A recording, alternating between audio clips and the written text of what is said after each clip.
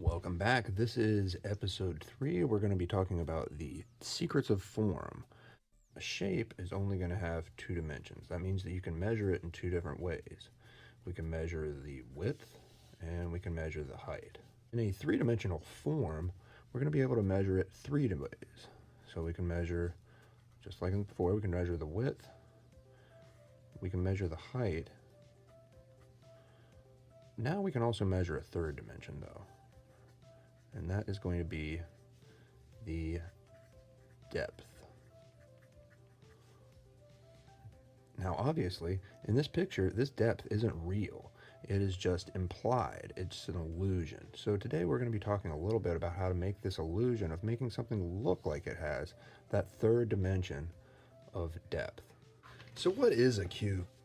A cube is basically a 3-dimensional square.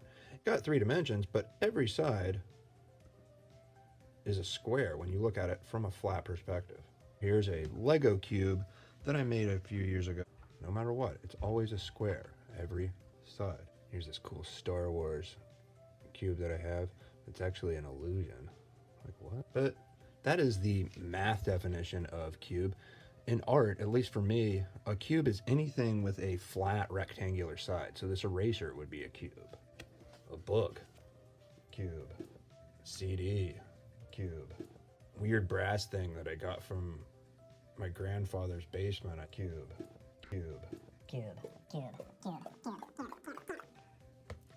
So on the cube, all of the sides are squares, but if you look right now, this doesn't look like a square. That's because of something called foreshortening. It's going back into space, so to make the drawing look like it's a square, we're going to have to use an illusion, and the way we're going to do this illusion is by foreshortening the certain sides. So one way you can draw a cube is start with 2 squares and then connect the corners, or you can start with 1 square and draw an upside down L and then connect those corners. But no matter what, you want to always keep these lines parallel. So we've got 3 sets of lines. We've got the verticals, the horizontals, and then those diagonals, and we need to make sure you keep them all parallel. You can draw it any which way, and I encourage you to try, practice. Or you can start it like this. Start with the foreshortened side. So it's going to be squished. It's going to be a diamond, or maybe you call it a rhombus if you're from the new kind of math. But you're same thing. All of your sides are going to be parallel. We've got 3 kinds of lines. We've got the verticals, we've got the diagonals, and we've got the other diagonals. And they all need to be parallel. Practice. So I'm going to draw a couple of random sized cubes all over the paper, and I have no idea why I'm drawing these cubes, where I'm drawing them, or what their shapes are going to be, but then I'm going to just kind of look at them and I'm going to imagine what they might become. Sometimes that's a good way to start. So this is going to be a bag of groceries. So it's like a paper bag. I was definitely thinking about groceries when I drew this. This is going to be an old-timey cell phone from back in the 20th century. This is going to be a box of sugar bombs. If you like old comic strips, you'll know where that's from. This is going to be a regular old Rubik's Cube, a real cube. Actually, some of these things are not really technically cubes, but here's an old computer tower from the 20th century, a book also from the 20th century. So one thing that's going to definitely make your cubes and any of your 3D forms look better is if you add shading. So if you look at the top left, I've got a little light bulb shining some light on there, and I'm adding some shadows, and it's definitely making it look more 3D. What else can you make from a cube? So what is a cylinder? Well, a cylinder is basically a tube. It's going to be a circle at the one end, and then from the side, it is going to be pretty much a rectangular shape. This jar of paint would be a cylinder because the top is a circle, the side is a rectangle. Top circle, side, rectangle. Top circle, side, rectangle. Top circle, side, rectangle. Top circle, side, rectangle. Top circle, side, rectangle. Top circle, side, rectangle. So the secret to drawing a cylinder is that we're going to have to foreshorten the top and turn what starts out as a circle. As it turns in that 3rd dimension, will become what is known as an ellipse. So before you draw cylinders, I recommend that you practice drawing ellipses. And you want to keep your hand kind of loose when you do this. You might want to kind of draw in the air a little bit before you actually put your pencil down. Maybe even try to fill an entire page of just ellipses.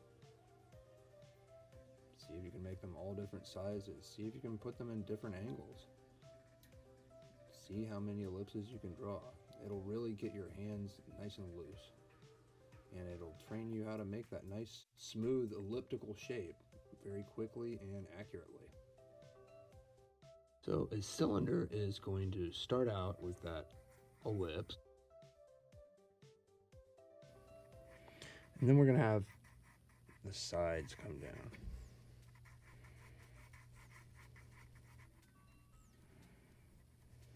So we got the top of our cylinder right here. The top of the can and the bottom of the can are parallel. And to be parallel, that curve is going to have to match that curve.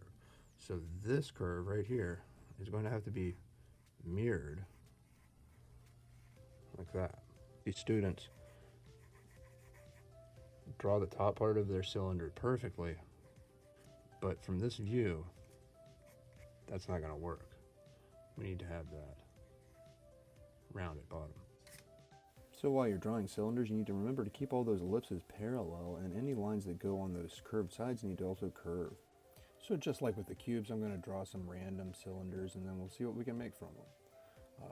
So we'll cut stuff away, we'll add stuff, we'll add more curves, we'll add. So this is going to be a battery. We've got a nice little lightning bolt right here.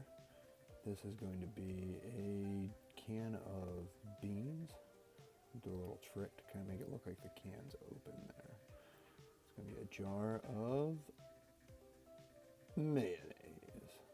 Kind of give it a little curve where the lid goes on there. This is going to be a cookie jar. Notice how the word kind of wraps around. Can of cat food. Oh, what's this? It is a 20-pound dumbbell. Check my math. This is a bucket of, well, it was a couple of different things first, and then it became a bucket of tools. Here's some homemade toilet paper in case you run out. Notice I made it out of 2 cylinders. So we'll add a little bit of shading. I'm going to put my light bulb there again. We're going to add some shadows. I've got my battery shadow there.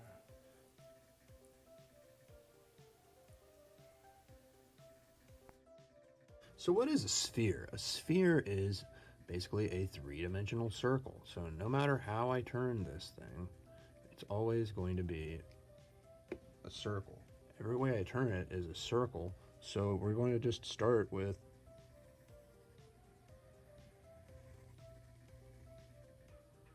just a circle.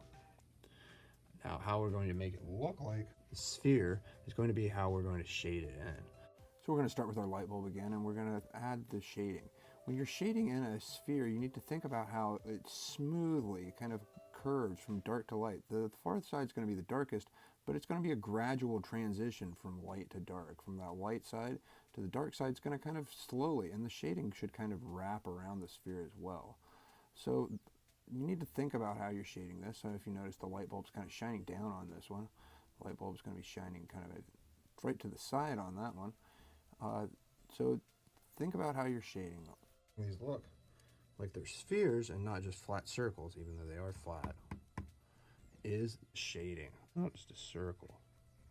It's a sphere. The math definition of a sphere is that it is a circle no matter how we turn it. In our definition, it can be anything. It is pretty much mostly. This orange would be a sphere. A sphere. A sphere. A sphere. A sphere. So just like when you're drawing cylinders, any line that you draw on the surface of the sphere is going to need to curve around it. These are called contour lines. So let's turn these circles into some fruit-like spheres, or are they sphere-like fruits? Anyway, basically you're just going to need to kind of add and subtract things. Drawing this orange is going to be kind of tricky not to make it look like a pumpkin. I don't really know if I succeeded or not. You be the judge. The mango, probably the least common of these fruits. It's definitely my daughter's favorite fruit. What's your favorite fruit? Can you draw it as a sphere, or you need to draw it as a cube or a cylinder? On the next episode, we're going to be taking all of these basic forms and we're going to be turning them into more complicated objects. I'm still looking for ideas of objects to draw.